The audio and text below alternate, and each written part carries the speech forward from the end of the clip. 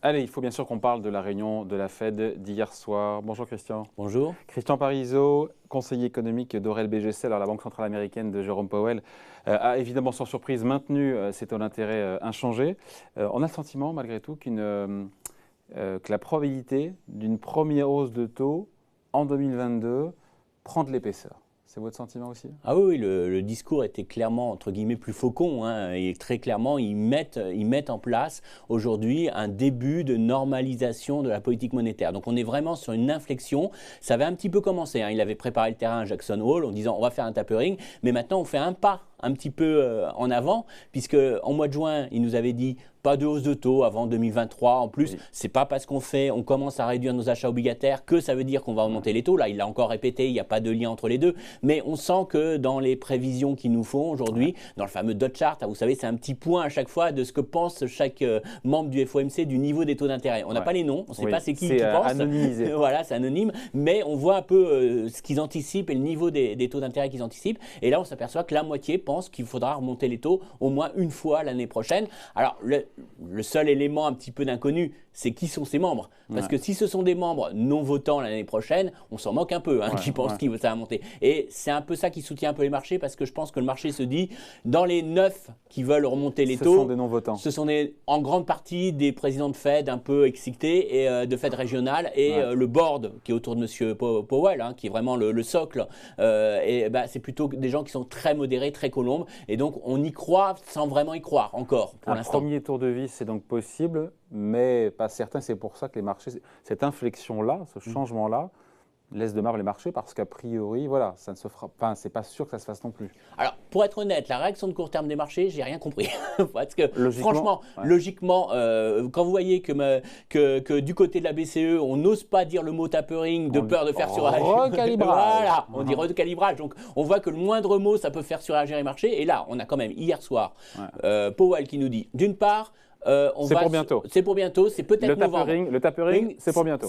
C'est pour novembre, peut-être. Il n'a pas dit, mais c'est potentiellement en novembre, alors que le marché pensait annonce en novembre pour début en décembre. Vous allez me dire, c'est juste une histoire de mois, mais enfin, le discours est quand même un petit peu plus dur qu'on pouvait l'entendre. Et puis surtout, on a ce dot chart, ce fameux graphique qui nous dit quand même qu'ils reviennent sur l'idée qu'ils pourraient ne rien faire, laisser attendre un an et ils pourraient monter les taux plus tôt. Donc franchement, que le marché ne réagisse pas à ça, c'est quand même assez étonnant. C'est assez étonnant. Moi aussi, ça m'a surpris.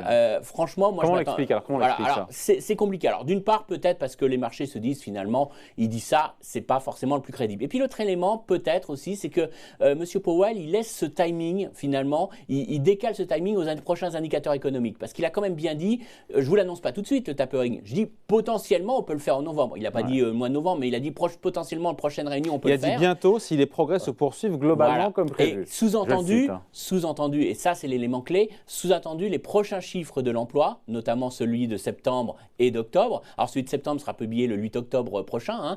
Si ces chiffres de l'emploi sont vraiment très forts ou solides, alors lui il a dit, j'attends pas des chiffres très forts, des chiffres corrects. Alors, je ne sais pas ce qu'il appelle correct, mais enfin, si en gros, on montre que l'économie américaine crée des emplois et qu'on efface assez rapidement sur le marché de l'emploi cette crise sanitaire, et pour lui, ça veut dire qu'ils vont agir. Donc finalement, le vrai market mover, celui qui va faire bouger les marchés, à mon avis, je me demande si ce n'est pas l'EBS, l'Institut statistique qui calcule ces chiffres de l'emploi, quand ils vont le publier le 8 octobre. Parce que si on voit que le 8 octobre, on est sur de fortes créations d'emplois, notamment, il ne faut pas oublier qu'on a la réouverture des écoles, donc il y a beaucoup de gens qui avaient quitté le marché du travail pour garder leurs enfants. Donc, on a cette réouverture des écoles. On a le fait qu'on a beaucoup baissé l'indemnisation chômage. Donc, ça pourrait faire revenir beaucoup de personnes sur le marché du travail. Si ces gens-là reviennent sur le marché du travail et trouvent tout de suite un emploi, ça veut dire qu'on efface très, très vite. Vous savez, on est encore à 4,5% en dessous du niveau d'emploi d'avant-crise. Donc, on pourrait effacer très, très vite ce trou d'air. Et donc, ça rassurerait énormément les banquiers centraux. Mais ça justifierait aussi parce qu'il dirait derrière, et ce qu'il nous a bien dit hier, et ça, c'est très important, il nous a dit on est revenu sur notre objectif d'inflation. Parce que même si l'inflation est temporaire, quand on regarde les prévisions de la Banque centrale américaine, ça restera au-dessus de 2 dans les prochaines années, jusqu'en 2024. Alors, vous allez me dire, c'est après la virgule, on est à 2, quelque chose. Mais c'est pas grave, c'est un message qui est fort. C'est-à-dire qu'ils ne pensent pas que l'inflation va revenir comme avant, autour des 1. C'est-à-dire qu'on reste vraiment sur son objectif. Donc, ils ont atteint leur objectif d'inflation. Et si demain, vous avez 3 chiffres de l'emploi qui vous montrent qu'ils ont atteint leur objectif du marché du travail, ils n'ont plus aucune raison d'être accommodants. Imaginons que les chiffres d'emploi soient corrects, comme le souhaite Jérôme Powell. Ça veut dire quoi? Ça veut dire qu'en en novembre, lors de la prochaine réunion, 2 et 3 novembre. C'est le top départ où ils communiqueront même sur le calendrier et les montants. Ah bah, je pense que si les chiffres d'emploi sont bons, en novembre, correct. on va… Au moins correct. Ouais, correct, on va dire. Ça veut dire que ça y est, ils commencent à réduire les achats avec un objectif, ce que nous a dit Powell, mais qui peut être fluctuant en fonction des indicateurs économiques. Mais l'objectif, c'est d'arrêter tout achat obligataire d'ici la mi-2022. Donc, ce serait quand même un rythme assez soutenu. Je pense qu'ils vont nous annoncer, dans ce cas-là, si les chiffres sont bons, c'est surtout d'abord, ils vont commencer par réduire les achats de manière assez importante de tous les achats de titres obligataires liés à l'immobilier hypothécaire. Parce que ça, les 40 milliards par mois. Voilà, le marché immobilier n'a pas besoin d'être soutenu, il est en surchauffe. Vous avez vu les publications des constructeurs immobiliers américains. Leur problème, c'est qu'ils font un chiffre d'affaires en dessous des attentes parce qu'ils n'arrivent pas à construire les maisons, parce qu'ils n'ont pas le personnel, ils n'ont pas les matériaux de construction. Ouais. Donc ils déçoivent non pas. Riche, hein. Ils déçoivent pas parce qu'il n'y a pas de demande, c'est parce qu'ils n'arrivent pas à fournir justement la demande. Donc aujourd'hui, le marché immobilier n'a aucune raison d'être soutenu. C'est même plutôt une source d'inquiétude parce qu'aujourd'hui, la forte hausse des prix de l'immobilier, ça risque de monter, ça devrait, et on ne le voit pas encore, mais ça devrait faire monter les prix des loyers dans les indices des prix. Vous savez qu'aux États-Unis, on intègre ce qu'on appelle le loyer fictif et les loyers physiques, vraiment payés par les ménages, sauf qu'on sort d'une longue période de gel des loyers. L'administration américaine avait gelé les loyers durant la crise épidémique, mais là, on va sortir de cette période de gel et donc ils ont vraiment peur aujourd'hui que la forte hausse des prix de l'immobilier se retrouve dans l'indice. Et là, ça pose un vrai problème à la Banque centrale. Parce que là, ce n'est pas un problème de semi-conducteurs. Parce que quand c'est un problème de semi-conducteurs, M. Powell, il va dire « Ah, écoutez, ce n'est pas de ma faute, c'est ponctuel, c'est l'offre qui n'arrive pas à s'adapter. » Là, c'est un vrai problème que sa politique monétaire ultra accommodante a fait beaucoup monter les prix immobiliers. Et là, il est quand même un petit peu responsable de cette inflation. Donc, derrière tout ça, je pense qu'ils ne verraient pas d'un mauvais œil qu'en réduisant un peu leurs achats, ça calme un peu le marché immobilier. Donc les 40 milliards. Mais s'il faut arriver à l'été prochain en ayant éteint ce QE, ce programme d'urgence, et 120 milliards, c'est-à-dire que tous les mois, s'il annonce ça en novembre, on va réduire de 15 à 20 milliards tous les mois, non? Oui, ça fait un bon rythme. Moi, j'étais surpris qu'il déjà il annonce ce rythme-là. Alors, il a bien dit quand même, il a mis ses précautions. Il comme a à dit, chaque fois. Voilà, comme à chaque fois, ça dépendra de l'économie, on ira plus ou moins vite en fonction. Donc, ils s'ajusteront à la réaction des marchés. Mais novembre, le tapering commence ou il l'annonce le 2 novembre? Alors pour moi, si les chiffres d'emploi sont bons le 8 octobre, ce qui est probable quand même, ils le mettent en route début décembre. Enfin, fin novembre, ils l'annoncent et pour application. Ils l'annoncent début novembre. La réunion, c'est début novembre. Voilà, début novembre. Donc ils peuvent l'annoncer quelques jours avant. Donc c'est pour ça, je dis peut-être sur le mois de décembre, à partir du 1er décembre, ça c'est l'exécution. Ce qui est sûr, c'est qu'il ne pourra plus reculer maintenant. Jusqu'à présent, il a temporisé. Là, il ne pourra plus reculer lors de la prochaine réunion. Voilà, sauf si les indicateurs sont très mauvais et qu'il pourra toujours être flexible. Ils essayent quand même d'être flexibles. Le gros problème, je trouve que la BCE a une communication plus intelligente. Parce que la BCE a dit, moi, j'ai pas d'objectif, je fais ce que je veux, pour faire simple. Et donc, si vous jouez trop, si les taux longs remontent trop vite, moi, je vais intervenir. Parce que je ne veux pas qu'il y ait ce qu'on appelle un durcissement des conditions financières, c'est-à-dire je ne veux pas que les taux cassent la croissance, pour faire simple. Donc moi, je peux intervenir. La Fed, elle est plus enchaînée, c'est paradoxal de dire ça, parce qu'en général, on a l'impression que la Fed est corsetée par ses 120 milliards par mois. Mais elle est enchaînée par ses annonces. Et donc là, on va se dire que même si les taux remontent, il ne pourra pas, s'il commence à faire son tapering, que vous avez le taux américain qui flambe, ça sera difficile de revenir en arrière s'il n'y a pas les indicateurs économiques qui montrent que ça impacte l'économie. Donc c'est quand même une politique beaucoup plus dangereuse en termes de communication. Et puis, deuxième chose, c'est que contrairement à l'Europe, il y a des vrais risques de tension inflationniste beaucoup plus durables aux États-Unis qu'en Europe. Ils ont 5%, mais en sous-jacent, hors tout ce qui est énergie et compagnie. En sous-jacent, ils sont à combien? Ils sont à 4 aux États-Unis? Oui, ils sont à 4, mais après, ce n'est pas le chiffre en lui-même qui est vraiment… il est important. Non, mais il est important, mais il y a des effets de base, des effets de comparaison, il y a les effets énergétiques, comme nous en Europe. Donc, non, mais hors énergie, je parle. Mais, oui, et même, et hors énergie, il y a eu la flambée des prix des véhicules d'occasion. Là, maintenant, alors c'est moins sur les véhicules d'occasion, mais c'est les véhicules neufs qui flambent. Bon, on va dire que tant que ça reste concentré sur quelques biens, ce n'est pas très inquiétant. Pour moi, ce qui les inquiéterait vraiment, c'est l'immobilier. Parce que le prix de l'immobilier… On est sur des rythmes de chiffres. Alors pour l'instant, c'est ça le problème. C'est qu'on a un décalage entre les prix de l'immobilier que l'on mesure. Alors vous avez plein d'indicateurs, Case-Shiller, vous avez la FHA, tout ça. Vous avez des indicateurs qui vous disent qu'on est quasiment sur 20% de hausse des prix immobiliers sur un an. Et de l'autre, vous avez le calcul du loyer. Alors, il y a deux choses. Il y a ce que se paierait un propriétaire s'il était locataire, ce qu'on appelle le loyer fictif, mais qui est calculé par le BLS, qui est très lourd à calculer, mais qui lisse énormément, qui lui, pour l'instant, est très très faible.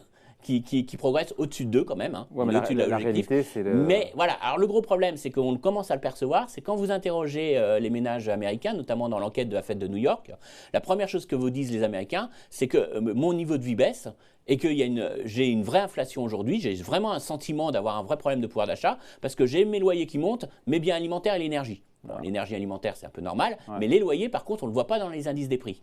Et donc ça, c'est quelque chose à surveiller quand même, parce qu'à un moment donné, il pourrait y avoir un ajustement de la méthodologie du BLS, et là, peut-être qu'on verrait les loyers monter plus. Donc attention à ça les gênerait beaucoup, parce que là, ça mettrait vraiment en cause la politique monétaire. Tant que c'est les semi-conducteurs, il peut toujours dire c'est juste un problème d'approvisionnement, c'est pas mon affaire. Christian, la situation en Chine, est-ce qu'elle a pesé ou pas du tout d'ailleurs, avec la quasi-faillite du géant immobilier qu'on a largement commenté ici sur Boursorama Evergrande? Est-ce que ça a été pris en compte dans ce que nous dit la Fed hier? Ou alors il a été on lui a posé la question naturellement durant la conférence de presse et il a indiqué oui c'est un problème de la Chine, c'est un problème d'endettement des entreprises chinoises et l'air de dire que nous ça ne nous concerne pas et d'ailleurs il a dit que la Banque centrale américaine a fait faire tout ce qui était nécessaire, qu'on avait évité le pire, qu'il n'y avait pas une hausse des taux de défaut aux États-Unis, qu'on n'était pas dans le même cas. Alors je dirais juste, si je veux être méchant un peu, c'est si vous regardez l'endettement des entreprises non financières rapporté au PIB, c'est à peu près identique entre la Chine et les États-Unis. Donc, en gros, lui, il dit c'est un problème chinois, de pays, même il met à un moment, il dit même c'est un problème de pays émergents qui ont des entreprises surendettées. On a l'air de dire ça ne nous concerne pas du tout. Bon, il met un peu ça de côté sous le tapis en disant voilà, laissez la Chine se débrouiller, ça ne nous concerne pas. Mais en tout cas, ce qui est certain, c'est que hier, j'ai le sentiment que la Chine, c'est pas son problème. Que vraiment il est centré sur ce qui se passe aux États-Unis et c'est pas quelque chose aujourd'hui, Evergrande, c'est pas quelque chose qui va faire retarder pour eux, il n'y aura pas d'effet contagion pour eux sur les marchés américains et c'est pas quelque chose qui va faire retarder. Et puis d'autre part, il en a un peu parlé aussi, c'est l'histoire du plafond de la dette aux États-Unis, ce problème, est-ce qu'ils vont le relever ou pas? Bon. Sauf cas où vraiment il y aura un défaut des États-Unis, mais c'est pas quelque chose. Ce sera réglé avant la prochaine Fed. Et on a le sentiment, il n'a pas voulu se mouiller, c'est pas un sujet qu'ils ont vraiment débattu. Donc on a le sentiment que c'est pas quelque chose qui pèse véritablement sur le timing de la Fed. Leur lecture, eux, c'est l'inflation, marché de l'emploi. Et c'est surtout là-dessus que c'est sur ces 2 points qu'ils joueront sur le timing. On se répète un peu, mais on finit là-dessus. La réaction des marchés vous a surpris? Oui. Ah franchement, vous m'auriez dit avant, il va dire ça, je vous aurais dit bon bah ça va, on va se faire une belle séance de baisse. Hein, franchement, alors je sais qu'il y avait. Donc c'est que les marchés n'y croient pas, c'est ça? Alors, il y avait plusieurs choses. Je pense qu'il y a le fait que peut-être la Chine avait un petit peu rassuré, donc ça a quand même permis au marché de monter longtemps avant. Et puis après, c'est vrai que je pense qu'il a remis, alors c'est mon interprétation, c'est toujours difficile de comprendre ces marchés, hein, mais il a remis finalement l'agenda dans les chiffres de l'emploi. Donc à mon avis, est-ce qu'on ne reporte pas la volatilité? Vous l'avez dit, sera le jour des chiffres d'emploi. Alors c'est une interrogation parce que c'est toujours compliqué de comprendre ces marchés en ce moment, mais je pense que peut-être que c'est ces chiffres de l'emploi qu'il ne faudra pas louper. Et c'est peut-être que là, on aura vraiment une réaction des marchés. Mais moi, je reste persuadé que la Fed qui injecte moins de liquidités, la BCE qui commence à réduire un petit peu, c'est quand même des vrais éléments baissiers pour le marché action aujourd'hui. En tout cas, c'est un élément qui va redonner du risque. C'est-à-dire qu'aujourd'hui, on a tellement de liquidités qu'on a oublié ce qu'était le risque. Il faut placer, on a de l'argent à placer. Là, on va commencer à avoir beaucoup moins d'injections. Alors, attention, hein, on réduit, hein, on ne ferme pas le robinet, on réduit juste la liquidité et ça va redonner à mon avis des écarts de rendement entre les obligations et peut-être des valorisations du risque et ça c'est quelque chose qu'on aura tout au long de l'année prochaine. Ça sera peut-être un des thèmes effectivement de l'année prochaine, on en reparlera. Merci en tout cas, explication signée Christian Parizeau, conseiller économique d'Aurel BGC. Merci.